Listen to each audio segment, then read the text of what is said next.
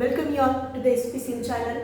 Today you are joining with me to learn on the lesson resources and development, which I selected from geography portion. So after a long time I'm taking this video. I just posted many videos previously. Please go through all those videos. That definitely will help you. So please join with me right now.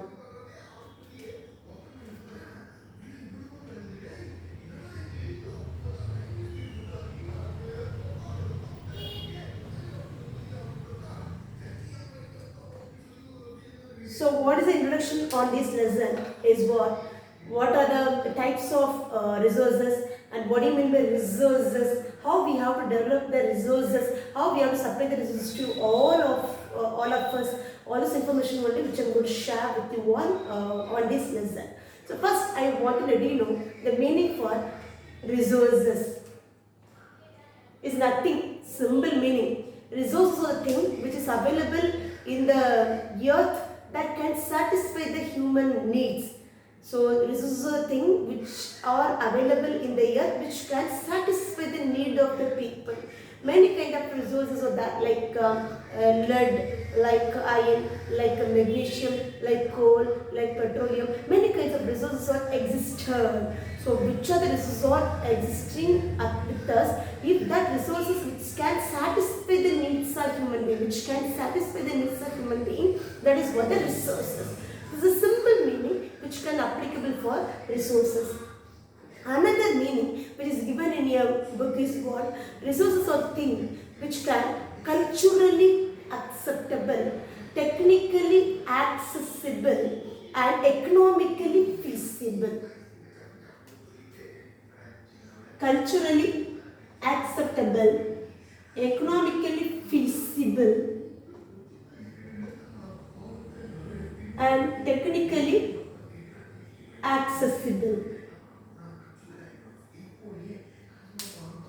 Feasible means the thing which we can afford, the thing which we can buy and buy easily. That is what the feasible. So what are things are that which culturally accepted by the people, which economically possible to buy, which economically possible to afford, and technically accessible, where we have more technological thing. That is what the thing which help us to convert the raw material into finishable product, that help us to convert the resources into finishable product. One thing I want to highlight you here, not all the resources which can come to the market instantly after extract from the ground. After extract from the ground. What do we extract? Extract means taking away from the ground. Many kind of resources which we are taking from the ground, that all kind of resources not able to come to the market directly to use for the public. Actually that resources goes to the industry, goes to the places where it can convert as a finishable product or usable product. By the way only that can make us a product. So technically accessible, where we have more technology, where we have more technical thing, no, that can promote the resources, that can convert the resources into finishable product. That is what the other meaning which can applicable for resources: economically feasible, technically accessible and culturally acceptable. So these two meanings will go to the term resources. But the best meaning and the easiest meaning which you can memorize always, which you can remember always, that is the thing which are available in the earth which can satisfy the needs of human being, or which can satisfy the desire of the people, satisfy the desire of the people. Next, I want to switch over to the next slide reading, that is types of resources. Types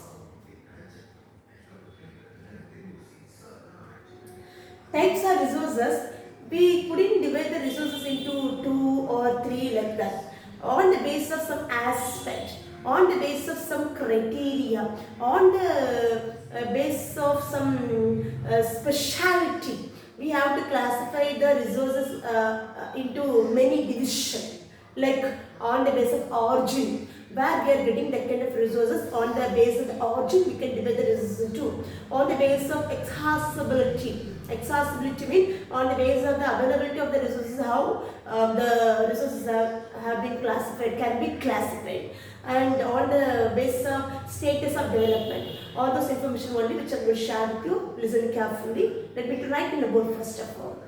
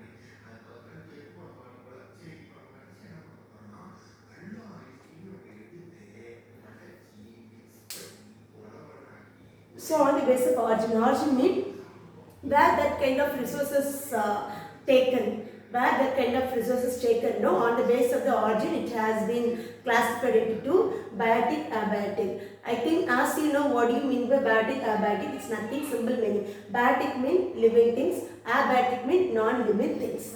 Second, accessibility. Accessibility. On the basis of accessibility, it have been divided into two, renewable, non-renewable. On the basis of availability, renewable means the resources which can taken easily again and again. Non-renewable resources mean the resources which couldn't take easily again and again, that take more time to form again.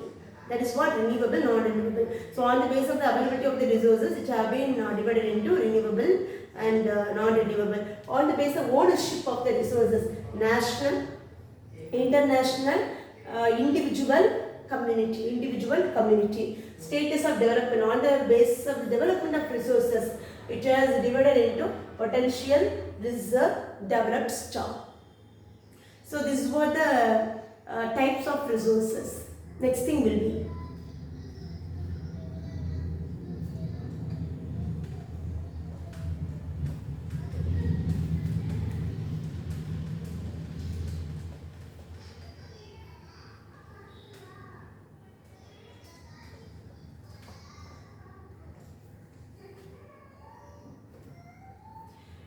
first, I want to let you know what do you mean by sustainable development. Sustain means we have to retain, we have to keep it for more time, keep it for ever. So sustainable development is nothing. Sustainable development means the resources which are the resources which we are using nowadays. No, the same resources we can pass to the future generation without any damage.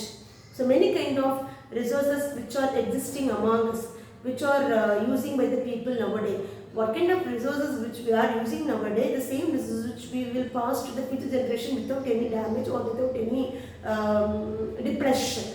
That is what the meaning for the sustainable development.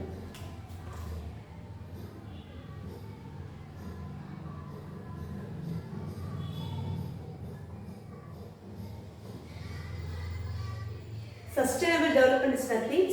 Sustainable development means the resources which we are using nowadays, the same resources which we will pass to the future generation without any problem or without any decay. That is what the meaning will goes to the term sustainable development. Then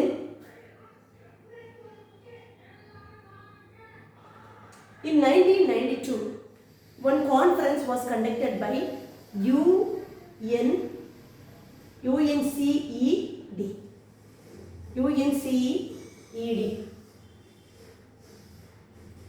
So UNCED means United Nations Conference on Environmental Development. United Nations Conference on Environmental Development. Actually, at that time the environment became decay. It is going to be deflected. It is going to be down. So in order to protect the environment, in order to promote the environment protection, they convene one organization, they convene one meeting, they convene one convention in the year 1992. So they conducted one meeting for the protection of environment as well as socio-economic development. For two reasons, the conference was convened: for socio-economic development and as well as for the environmental protection. That meeting was conducted by, that meeting was formed, that meeting was organized by UNCED, which means United Nations Conference of Environmental Development. United Nations Conference of Environmental Development. In that conference, they passed some 21 agenda. They passed some 21 agenda.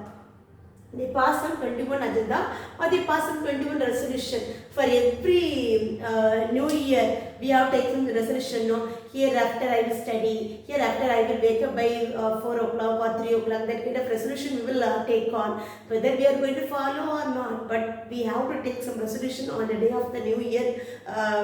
We are, that's such a thing we are following till now. Am I right or wrong? Yes. So, in 1992, one conference was convened. In that conference, they passed on 21 agenda, 21 resolution. All the resolution against diseases, like against diseases, ozone depletion, land degradation,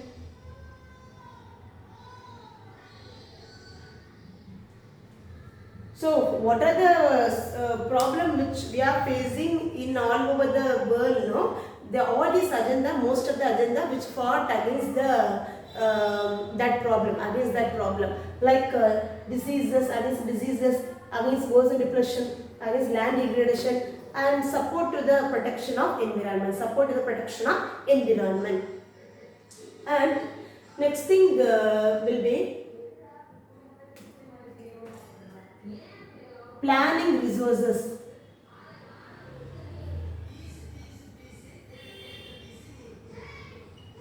Planning resources. So planning resources mean actually not all state self-sufficient.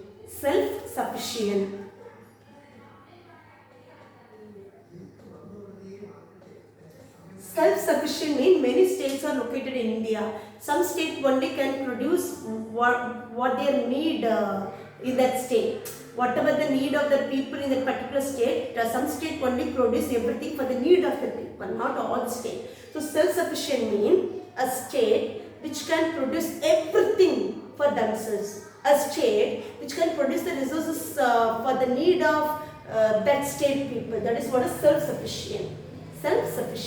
So, one or two states only self-sufficient in India, but other states, some states are well versed in the production of coal, petroleum. Some states are well versed in the production of solar energy, wind energy, and some states well in the production of other certain resources. So, for example, Rajasthan famous for the production of solar energy and wind energy, but they couldn't produce or they couldn't supply more water. They don't have more resources on water. And for example, Andhra is having more water supply. Andhra is possessed with more water resources. But it is very down on infrastructure. It's very low on infrastructure. That state is well versed on the production of water or on the supply of water, on the supply of the resources of water, but they were very low on the infrastructure facility. What I am trying to say to you all, not all states produce everything for themselves, whatever their expectation, whatever their demand. Some state only are there in India which can satisfy the need of the particular state. Other state, they were well versed in one production, not do any other kind of resources, or they were well versed in one production and at the same time they are leased on one kind of resources. So what should we do on the lease production which is doing by the state? Yeah, the government have to take a step to supply all kind of resources to every one of us. The government should take a step to supply the kind of resources to every one of us in India. Let's see how does the government can plan. So if the government want to distribute all kind of resources to all the people of India, I mean they should take some procedure or they should follow some procedure. Let's see what are the procedures should taken by the government of India to supply these kind of resources to every one of us, especially to the Indians. Let's see, some 3 points are included. What are the points are included in the planning of resources of India? That is what I am going to share with you. The first point will be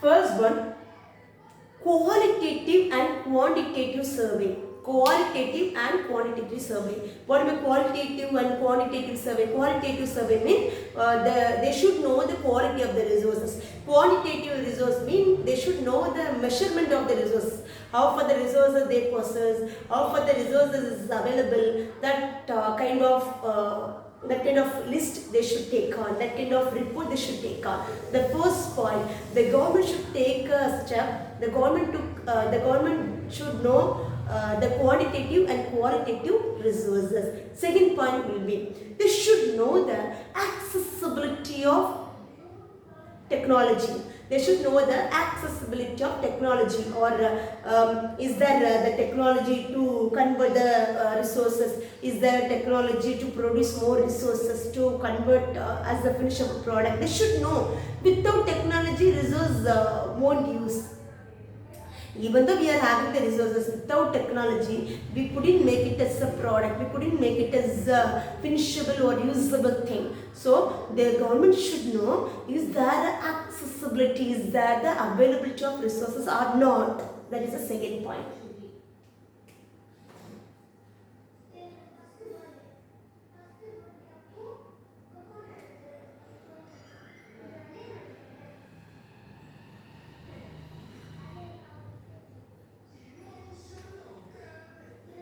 Third thing will be, they should compare the development of resources with the nation development. We need, actually Abdul Kalam, who was a former president of India, who had a dream. Our India became a developed country by 2020. That kind of vision had by Abdul Kalam. Our honorable, the former president of India, who supported for the development and who had a dream about the development of India by 2020. Let's see, the government should compare the resource development with the nation development.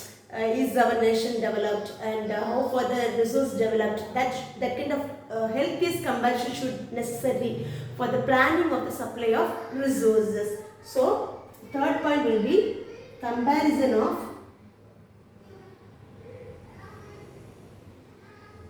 nation development with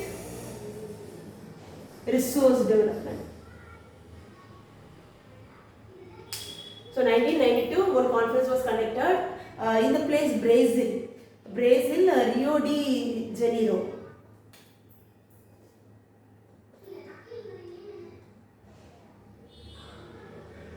The conference was conducted at Rio de Janeiro, which is located in Brazil. So there they took some 21 resolutions which are against diseases, ozone depletion, land degradation, and for the protection of socio-economic development and environmental protection. Planning resources of India. So planning resources of India is the most important thing to supply all kind of resources to all the people of India. They should take some steps how to supply the resources. So they should know the qualitative survey, quantitative survey. They should confirm. They should have the data about the technological development.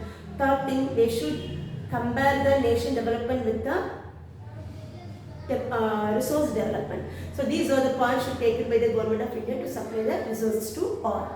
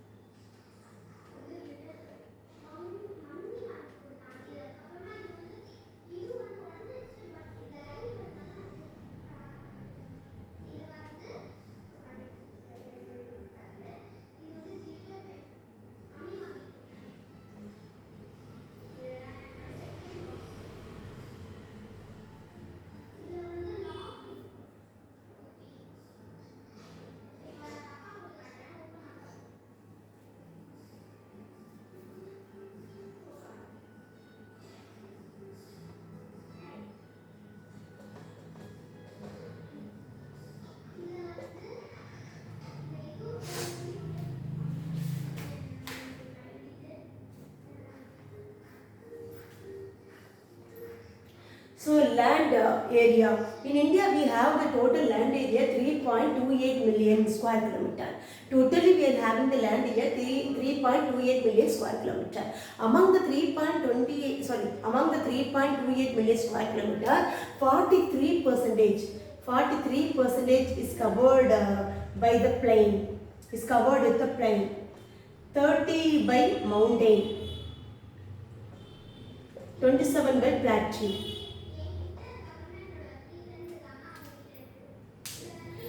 Let's see, what are the uses of land? Is it very important to us? Yes, land is very important to us.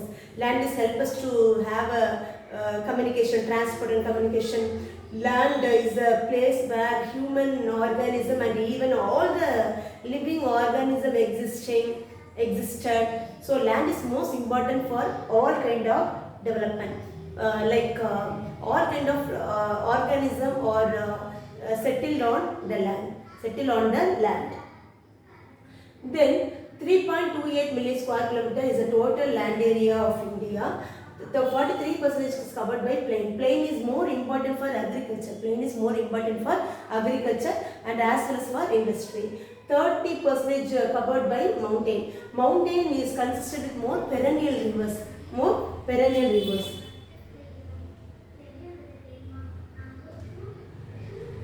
More perennial rivers are existing in mountain area. 27% is covered by plateau, where we are getting more minerals. Plateau is an area where we are getting more kind of minerals.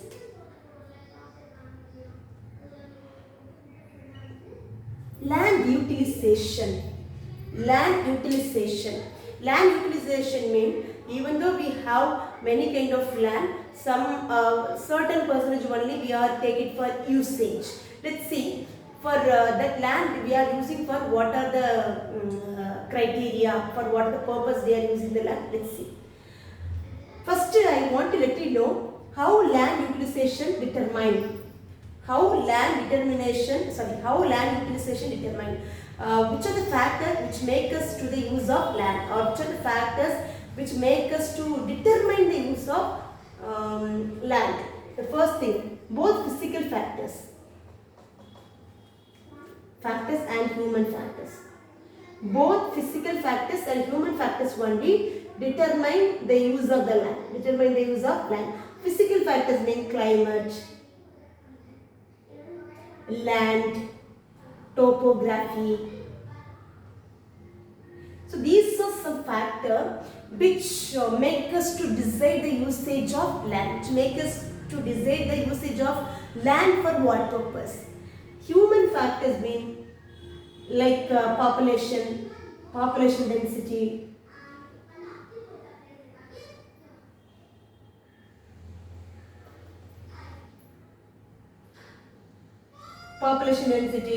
and even the skill of human. So population density is a more important thing that comes under human factor. So both human factor and physical factor which can determine the usages of land. Let's see for what the purposes we are using the land. Some land we are using for forest. Some lands are fallow land. Some lands are uncultivable land.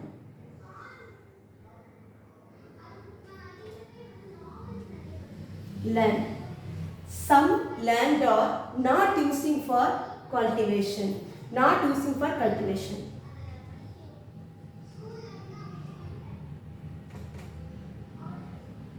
Then net zone area.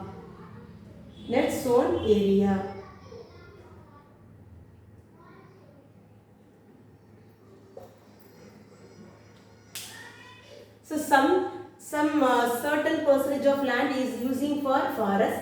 Some certain percentage of land is using for fallow. Fallow land means left land. The land we left without doing any kind of cultivation. That is a fallow land. Uncultivable land means like barren land.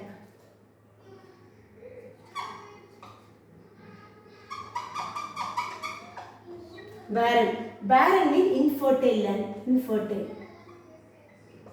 Infertile means land is there, but the land is not used for agriculture, not used to produce the crop. Even though we are doing the agriculture in that certain type of land, that couldn't make us to get any kind of crop, that couldn't make us to get any kind of production in that particular land.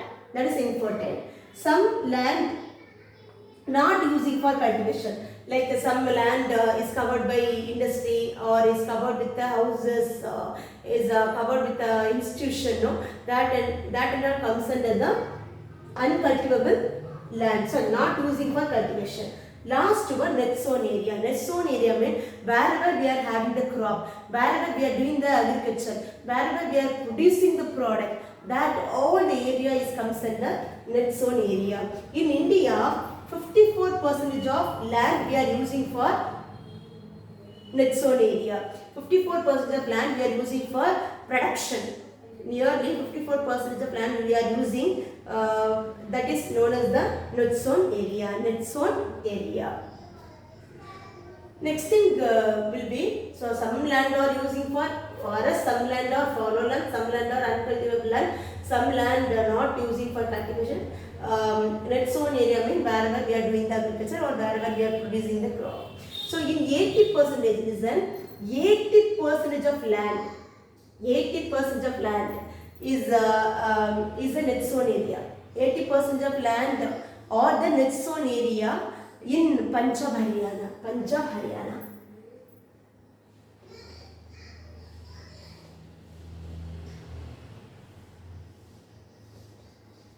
Punjab, Haryana, these are the states which have the net zone area with a proportion of 80%. 10% only is using by Meghalaya, Assam, all those states.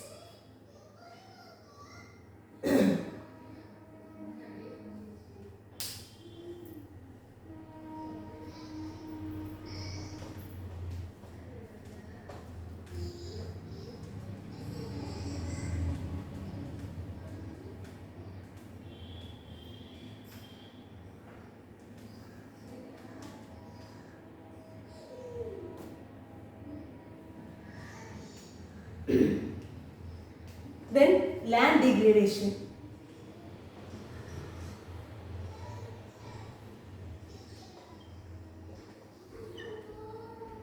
Land degradation means When the land lost its fertility, no, when the land lost the capability of the production, when it lost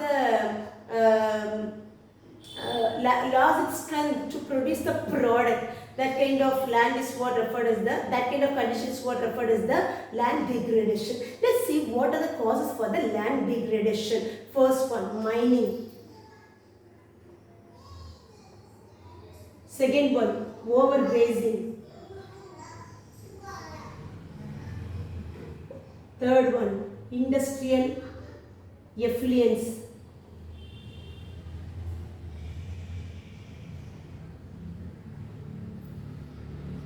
Mining, overgrazing, industrial effluent. So these are some reasons which make the land to be degraded, which make the land to lose its fertility, to lose its nutritious content. Next thing will be, for example, mining. Mining affected Madhya Pradesh. Overgrazing affected Rajasthan, Gujarat. Over irrigation also there. Over irrigation. Over irrigation process also affect the land, like Punjab, Haryana.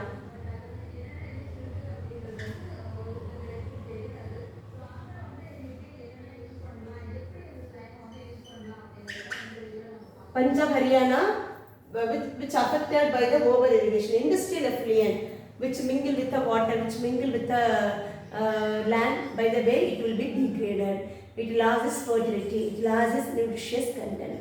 So these are some reasons which affect the land, which damage the land. Let's see this land conservation. Land conservation.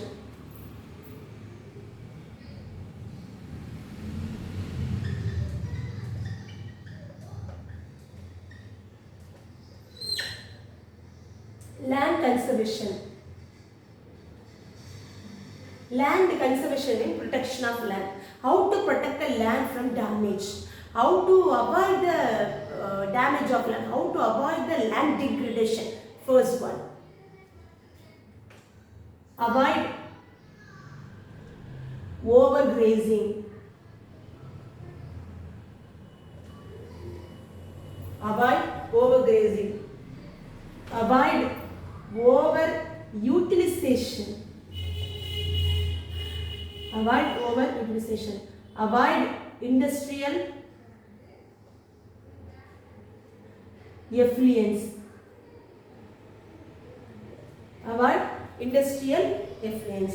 So by avoiding overgrazing, by avoiding overutilization, by avoiding industrial effluence, you can preserve the land. You can safeguard the land for the future purpose and for to produce more crops.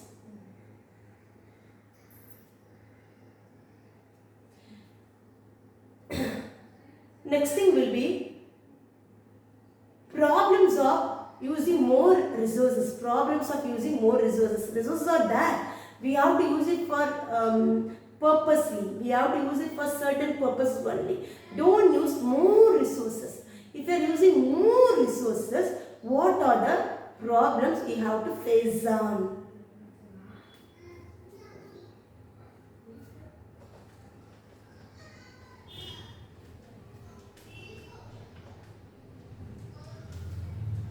So if you are using more resources, you have our ozone depletion will be occur. If we are using more resources, by the way, we have to lead to the ozone depletion, and we have to lead to the land degradation. We have to lead to the environmental issue.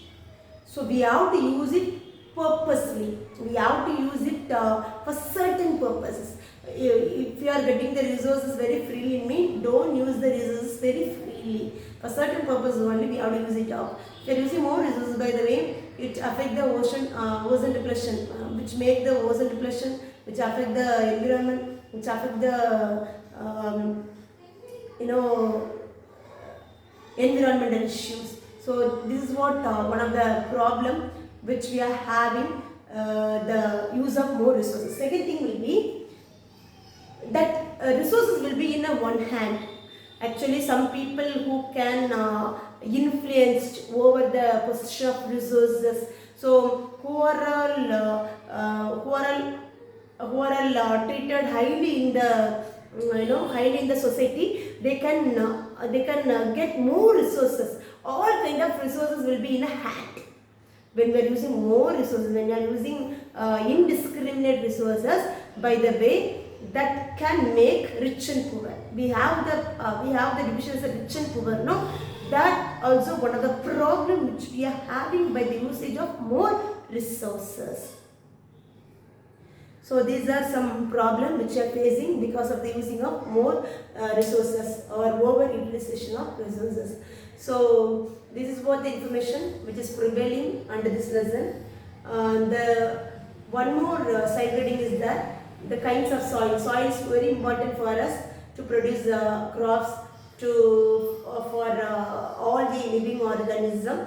It have been divided into many kinds of soil like alluvial soil, rich soil, arid soil. So we are going to learn that division of soil in the next class, but that video only can take within 10 minutes or 15 minutes because short information only is prevailing. That we will look forward in the next class. So please go through, please share this video to all whom do you know, and please like this video and do subscription, and please suggest to the people whom do you know about this video. I am expecting that you will do this and all. Thank you for joining with me. You have to join with me in the next class to learn about the kinds of soil. Thank you.